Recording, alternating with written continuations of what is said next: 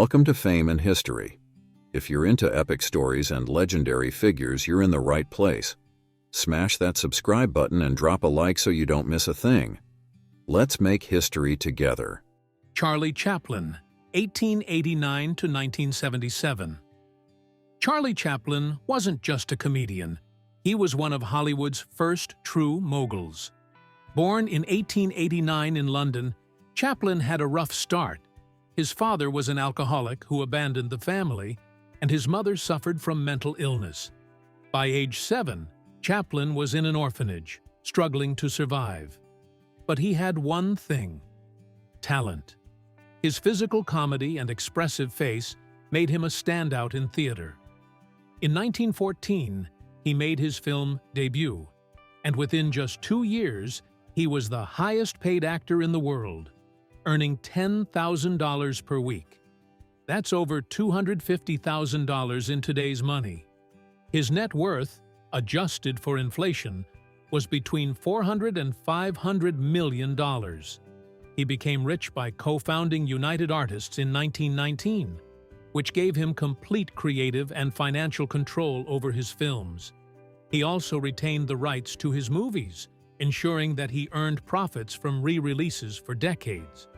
Additionally, he made smart real estate investments, including building his own studio in Hollywood. Chaplin's biggest financial move was creating United Artists, which allowed him to own and distribute his films instead of relying on studios. This meant he didn't just get paid for acting, he owned the profits, making him one of the richest men in Hollywood history. Mary Pickford, 1892 to 1979, the first Hollywood millionaire. Before there was Marilyn Monroe or Julia Roberts, there was Mary Pickford, the first actress to become a millionaire. Born in 1892 in Canada, Pickford started acting as a child and became one of the biggest silent film stars of all time. She was known as America's sweetheart, and at the height of her career, she was the highest-paid actress in the world. Her ability to negotiate her contracts set her apart. In 1916, she signed a deal that paid her $10,000 a week, plus a percentage of her film's profits, a groundbreaking move at the time. Her biggest financial decision came in 1919 when she co-founded United Artists alongside Charlie Chaplin, Douglas Fairbanks, and D.W. Griffith. This allowed her to control her own films and earnings. At the time of her death, her fortune, adjusted for inflation, was around $200 to $300 million. She also made money through real estate investments, including the famous Pickfair estate, one of the most luxurious homes in Hollywood. Pickford's business acumen made her one of the first actors to truly capitalize on their star power. Howard Hughes, 1905 to 1976, the billionaire Hollywood mogul. Howard Hughes wasn't just a filmmaker, he was a billionaire entrepreneur. Born in 1905, Hughes inherited his father's tool company, which provided him with an initial fortune. But instead of sticking to his family business, Hughes set his sights on Hollywood. His first major success was Hell's Angels, a 1930 war film that was one of the most expensive movies ever made at the time. He later took control of RKO Pictures, a major Hollywood studio, and expanded his fortune through aviation, defense contracts, and Las Vegas real estate. By the time of his death in 1976, Hughes had an estimated net worth of $11 billion when adjusted for inflation. He was one of the richest men in the world, thanks to his diversified business empire. Despite his later years as a recluse, Hughes's influence on Hollywood and business remains legendary. Walt Disney, 1901 to 1966, the entertainment empire builder. Walt Disney was more than just the creator of Mickey Mouse. He was a visionary who built an empire. Born in 1901, Disney started in animation, producing Steamboat Willie, the first cartoon with synchronized sound. He quickly became a pioneer in the film industry, with classics like Snow White and the Seven Dwarfs, Cinderella, and Bambi. But Disney wasn't just an animator. He was an entrepreneur.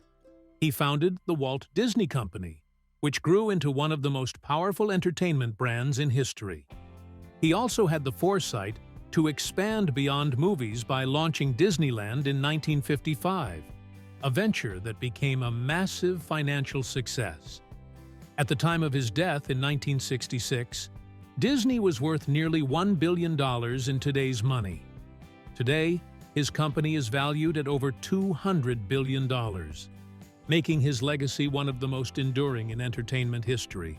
John Wayne, 1907 to 1979, the Cowboy Tycoon. John Wayne wasn't just an actor, he was a businessman.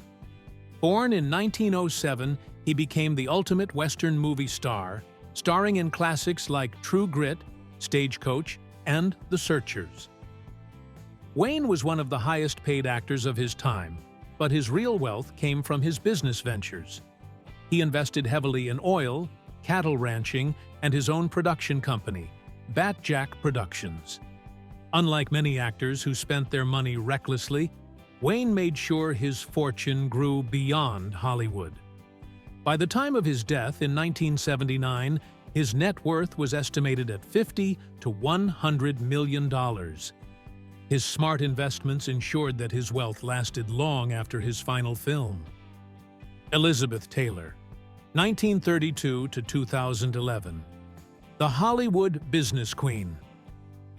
Elizabeth Taylor wasn't just a two-time Oscar-winning actress. She was a business mogul. Born in 1932, Taylor became a Hollywood icon, with films like Cleopatra, where she became the first actress to earn $1 million for a single role. But Taylor didn't stop with acting. She was one of the first celebrities to launch a successful perfume brand, making hundreds of millions from her fragrance empire. She also owned priceless jewelry collections, including the famous Taylor Burton diamond. By the time of her death in 2011, Taylor was worth around $600 million, proving that Hollywood wealth didn't stop at acting. It was about business. Clark Gable, 1901 to 1960. The King of Hollywood. Clark Gable became the ultimate leading man with films like Gone with the Wind. Born in 1901, he quickly rose to fame as one of MGM's biggest stars. His ability to command high salaries made him one of the richest actors of his time. Beyond acting, Gable invested in real estate and stocks, securing his financial future. At the time of his death in 1960, he had a net worth of $100 million in today's money. His charisma translated into box office success and financial security, making him one of Hollywood's most legendary stars. Marlon Brando, 1924 to 2004. The rebel who made millions. Marlon Brando was not just a legendary actor, he was a Hollywood rebel who knew how to command massive paychecks. Born in 1924, Brando revolutionized acting with his raw, natural performances in films like A Streetcar Named Desire, On the Waterfront, and The Godfather. Brando was one of the first actors to demand profit participation in his films, meaning he earned a percentage of a movie's earnings rather than just a salary. His role in The Godfather made him one of the highest-paid actors in Hollywood history at the time. Even more lucrative was Superman, 1978, where he negotiated a record-breaking $3.7 million salary, plus a percentage of the film's earnings for just 10 minutes of screen time. A deal unheard of at the time. Beyond acting, Brando made smart real estate investments, including purchasing an entire atoll in French Polynesia, which became one of his most valuable assets. By the time of his death in 2004, his net worth was estimated at $100 million, proving that talent, when paired with business acumen, could lead to lasting wealth. Audrey Hepburn, 1929 to 1993. The timeless icon who built a fortune.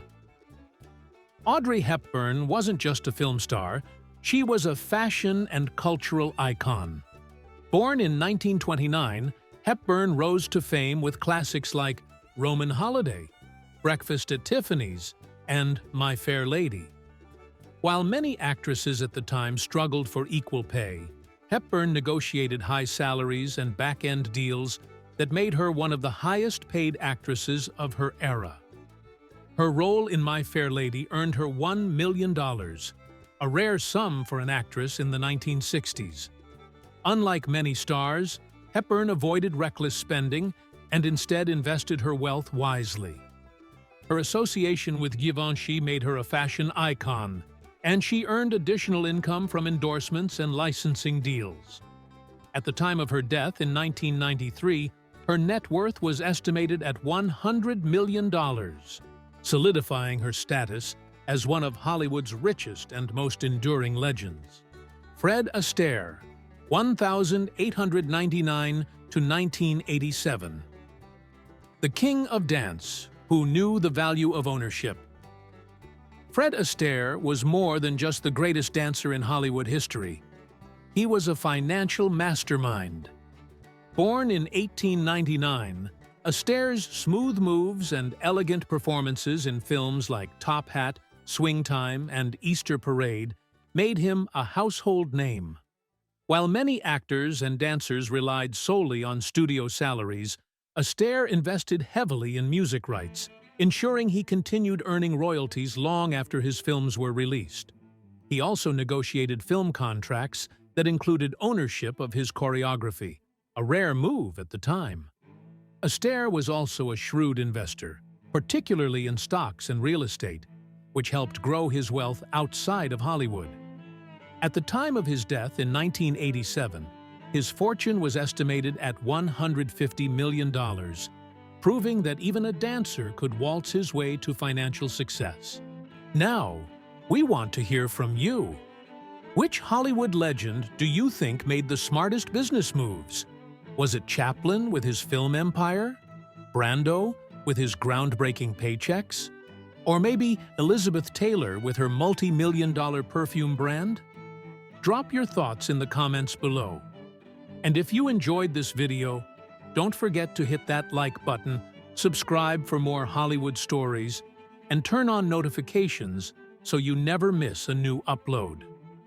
Thanks for watching, and we'll see you in the next video.